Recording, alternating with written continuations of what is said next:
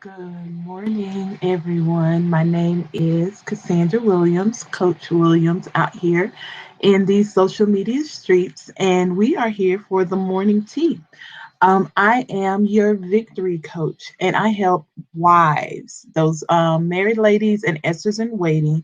I help them develop their personal skills as well as garner the tools that they need to build the life of their dreams, and I help them live in that place because y'all, I believe that we can have it all.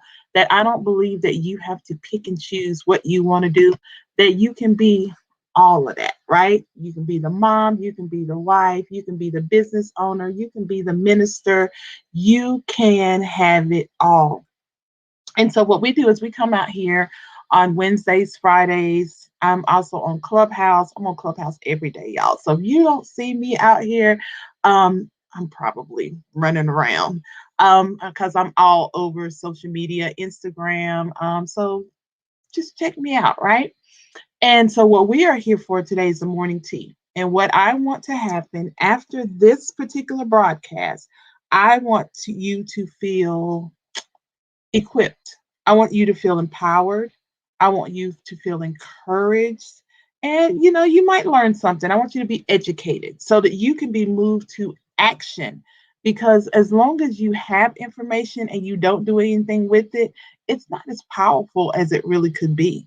You can have a stick of dynamite, but it nothing happens until you light it, until you put some action to it, right? And so I want the things that we teach you in this broadcast, I want you to be able to apply them to your life. And so this morning, I have been really deep diving into prayer.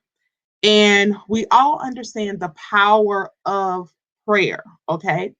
And that, we can pray, we can lay hands, we can do all of that.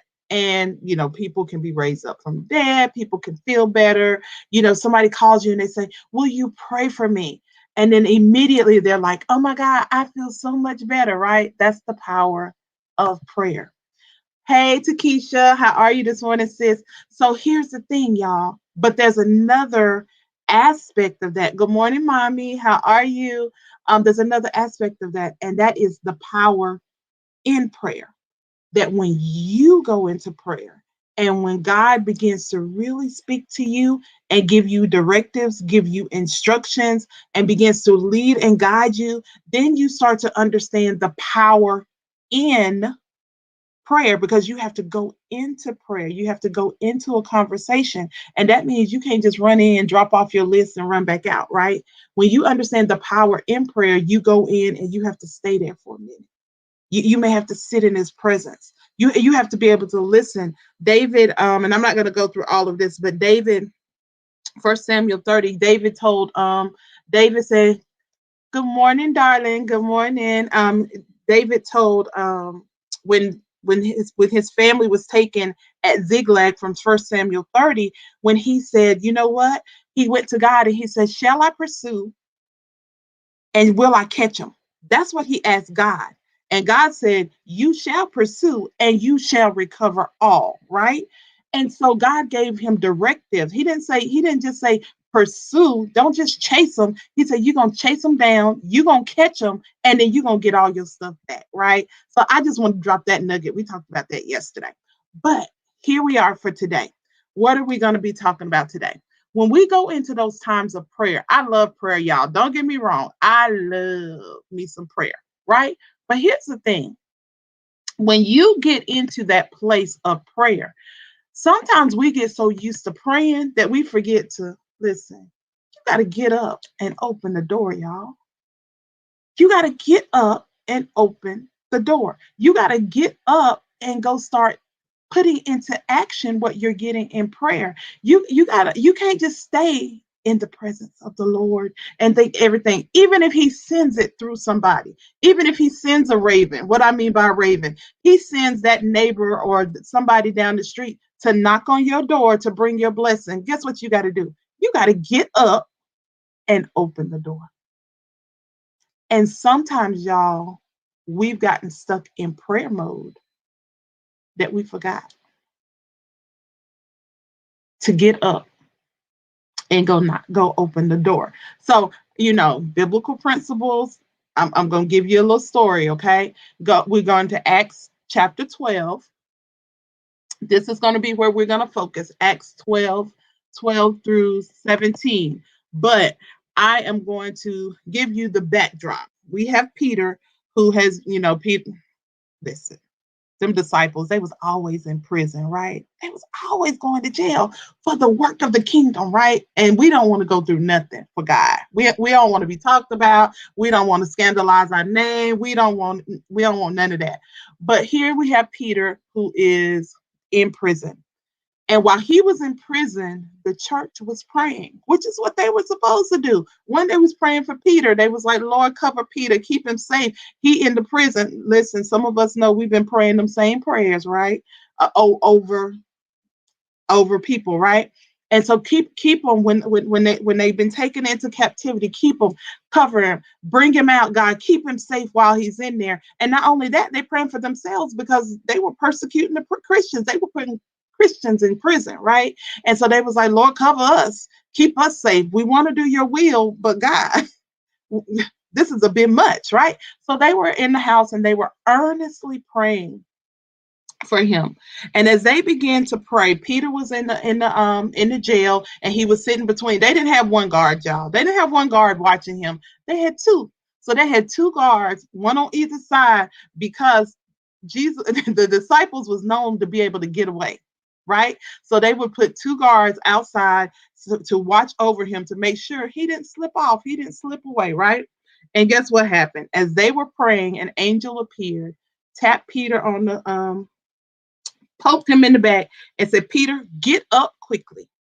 There we get that get up again. Peter, get up quickly. Put on your clothes.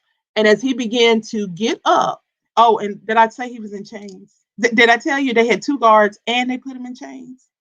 The angel told him, get up, and the chains fell off. And when the chains fell off, he got dressed. He was going through the gate. Peter is just oblivious. He just walking because he's so in tune with God. He didn't even realize it was real. He didn't even realize that the angel was really leading him out of captivity. He didn't. Good morning, Leah. Thanks for coming in, sis. He didn't realize that this was not a dream. He thought it was a vision. Has God been doing certain things in your life right now? And you like, wait a minute. Is this my life? Is this what? Wait a minute.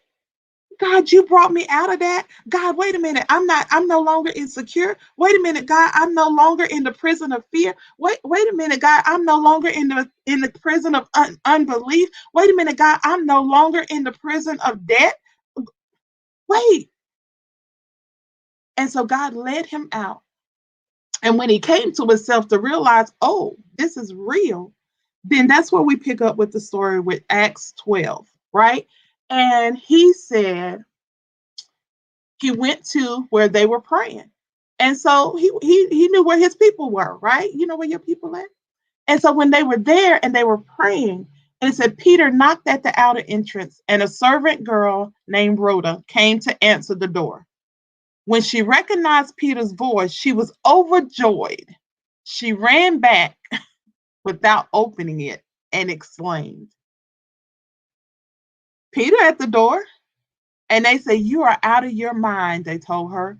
When she kept insisting that it was so, they said, it must be his angel. But Peter kept knocking. And so I want to talk to some people real briefly this morning that have prayed. The answer has knocked on the door, but you won't get up and open it. You won't get up and start moving. You won't get up and start embracing the new season that God has given you. You won't get up and start activating that thing that God has put in your hand. You're sitting there like, oh no, this must be a vision. This must be an angel. This can't be real. This can't be my life. This can't be what God is calling me to do. I can't hold on to it. I know what I'm praying. I know I'm decreeing. I know I'm declaring healing. I know I'm calling forth my husband to decree and declare the works of the Lord. I know I'm, decreeing and declaring that my marriage shall be made whole. I know I'm decreeing and declaring healing in my body, but when I wake up and I don't have no pain, it must be a dream. It, it can't be real. When I get up and I start really working my business and clients start coming from the north, south, east, and the west, I know I went out and I spoke to the winds, and I know I decreed and declared it, and I know now, and I'm looking at it and no, no, no, no, God, that's too many. That's too much. Who is it? It's Peter. Who is it? It's debt free. Who is it? It's financial increase. Who is it? It's your healing. Who is it? And you won't open the door. Good morning, Kim. I encourage you today to get up, get your instructions. I'm not telling you not to pray. Listen, pray daily, a couple of times, all day long. But at some point, y'all, we got to get up. We cannot stay in that place of, we also, we so deep. We so holy that we miss the move of God because we don't get up and open the door.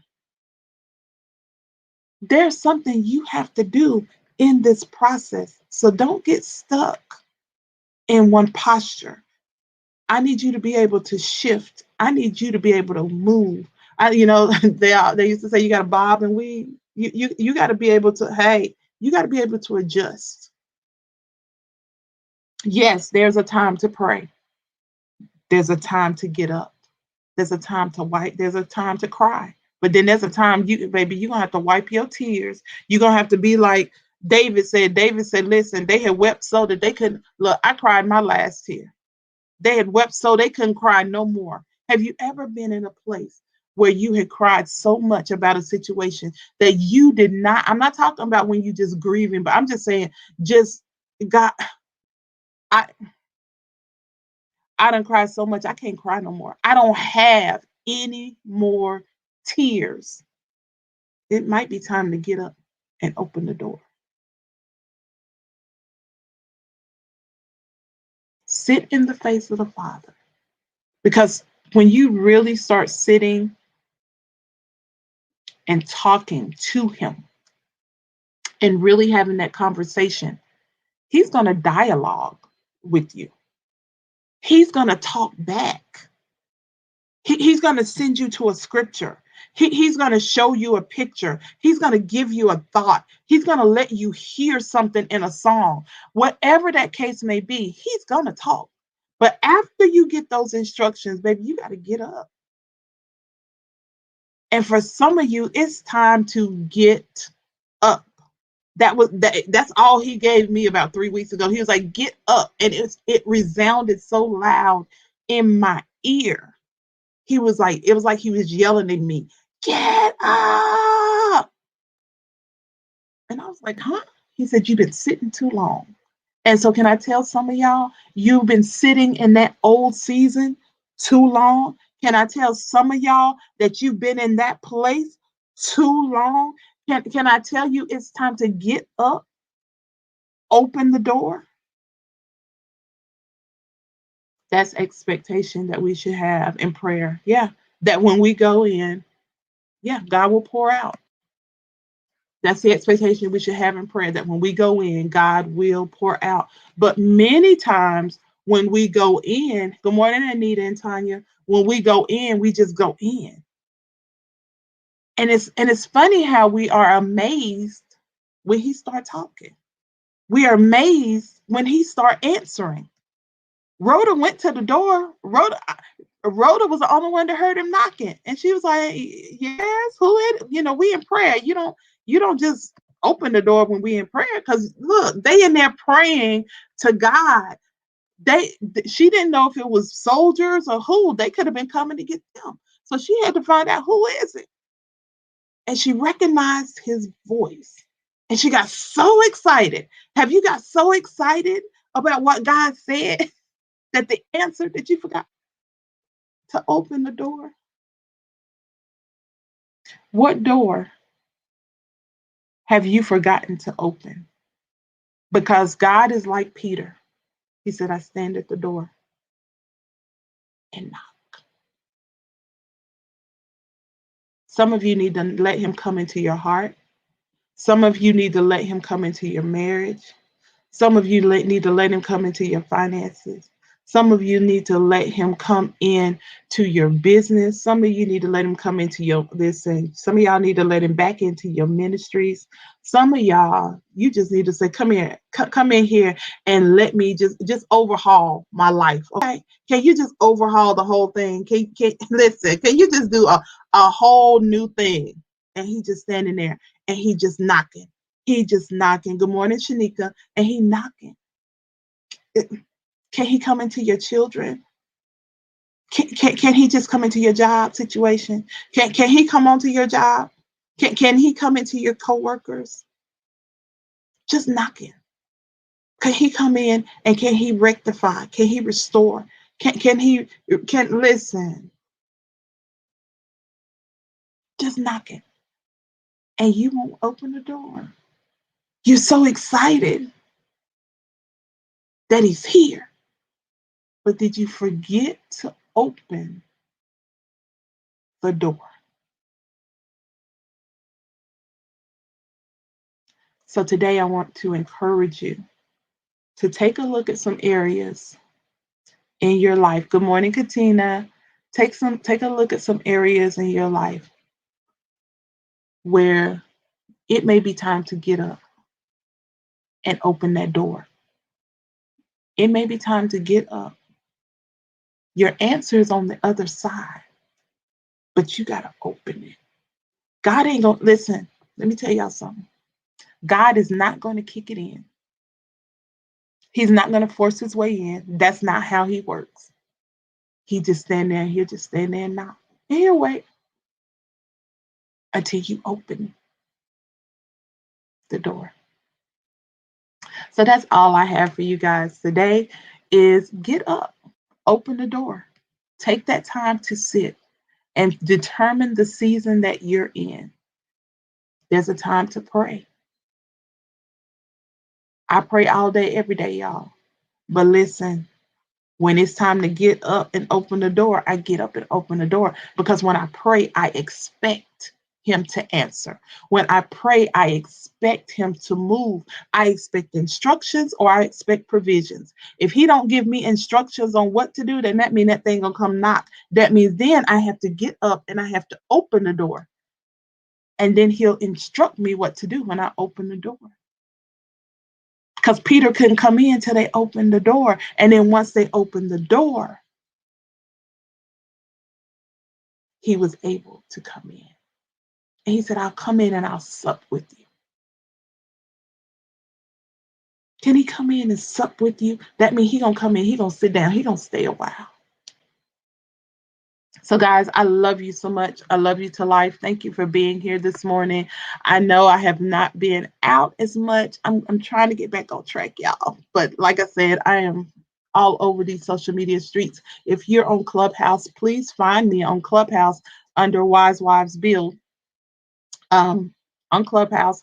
I am here normally Wednesdays and Fridays, or I'll just pop up. Just turn on your notifications and look for me whenever that I pop up with the morning tea. After this teaching, I hope you feel empowered. I hope you feel encouraged. I hope you feel you are educated to act. I want you to be moved to action today. I want to see you get up and start opening doors. I want you to have momentum and motion because y'all, We had a whole year where we were stuck in the house. We were quarantined. It was like shut it down, right? God is saying now get up. You have work to do.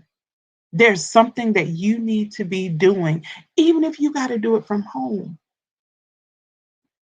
But that no more sitting, no more waiting. Get up and open the door. I love you too, Takesha. No more just sitting and opening. No more just sitting and waiting. And if you ever need to connect with me, you can connect with me at www. Ladies, you can connect with me at www.wisewisebuild.com. That's for the married ladies and those Esther's in waiting that are ready to live this thing God's way. That you want to be the wife that God is calling you to do. And just because you don't have a ring yet, here's the thing, y'all. You are a wife. You have those characteristics before you ever get married. Just because he puts a ring on it does not mean you are a wife. That does not mean you have the characteristics that are needed. That does not mean you have that stick to itness.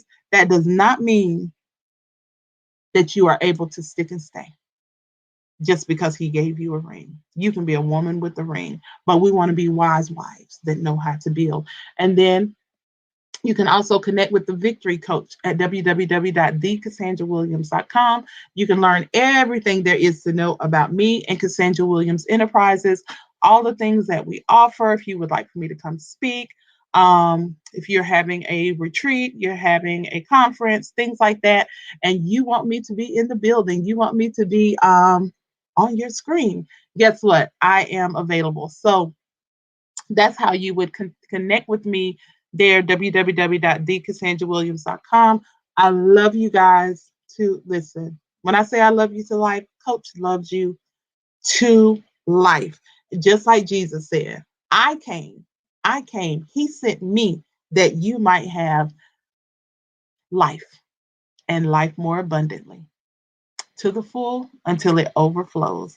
And so my job is to help you get to the other side of whatever that place is that you have found yourself. So I love you guys. Have an amazing day. They'll be great today because somebody wants to be just like you. I know you like, girl, listen, I got issues. Somebody still is looking at you on your step number 2, your step number 3, and they want to be just like you because guess what? They're 0 and they ain't even started the process yet. And they look at you over this last year and they say, man, she killing the game. She killing it. Go out there today and show them what a wise person looks like that knows how to build their house and they're out here tearing it down in these streets with their hands. So I love you guys to life. And don't forget, I know some of y'all just came out of your prayer time. Y'all didn't you? It just came out of your prayer time. Get up and open the door. I love you.